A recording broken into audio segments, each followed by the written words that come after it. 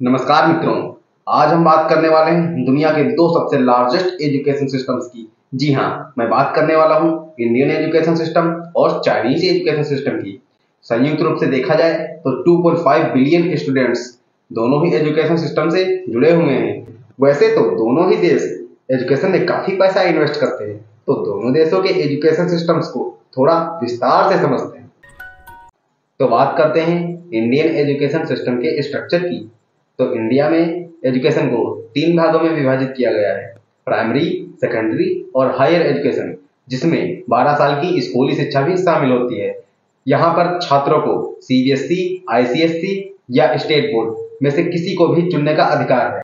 तो अब बात करते हैं चाइनीज एजुकेशन सिस्टम के स्ट्रक्चर की। तो चाइना में स्कूली शिक्षा 9 साल की होती है और चाइना एग्जाम पर ज्यादा ध्यान देता है। और यहाँ अगर कोई स्टूडेंट इन फ्यूचर कॉलेज जाना चाहता है, कॉलेज में पढ़ना चाहता है, तो उसको 3 साल हाई स्कूल में पढ़ाई करनी होती थी, लेकिन अब ऐसा कुछ भी नहीं है।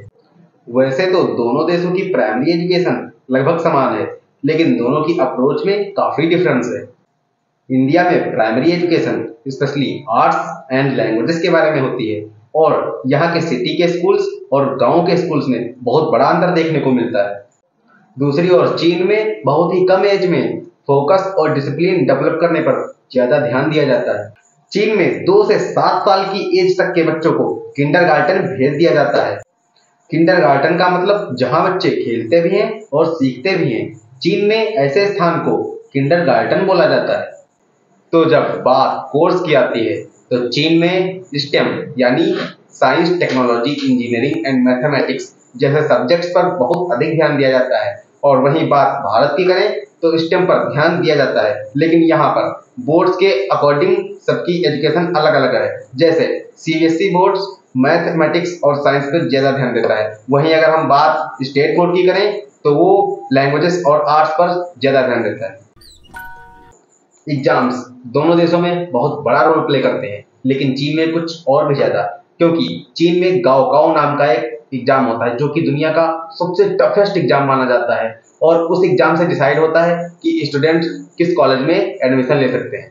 और वहीं इंडिया की बात करें तो 10th का बोर्ड एग्जाम, 12th का बोर्ड एग्जाम, उसके बाद इंजीनियरिंग के क्षेत्र में जेई का और मेडिकल लाइन के क्षेत्र में नीट जैसे टफेस्ट एग्जाम कराए जाते हैं।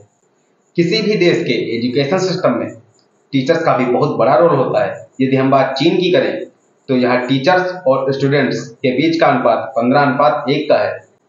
अगर हम बात करें भारत की तो हमारे यहाँ टीचर और स्टूडेंट के बीच का रेशियो 26:1 का है। तो आप खुद सोचिए, जहाँ चीन में 15 छात्रों को एक शिक्षक पढ़ाता है और वहीं भारत में 26 छात्रों को एक शिक्षक पढ़ाता है, तो कौन बेहतर है आप खुद ही बताइए।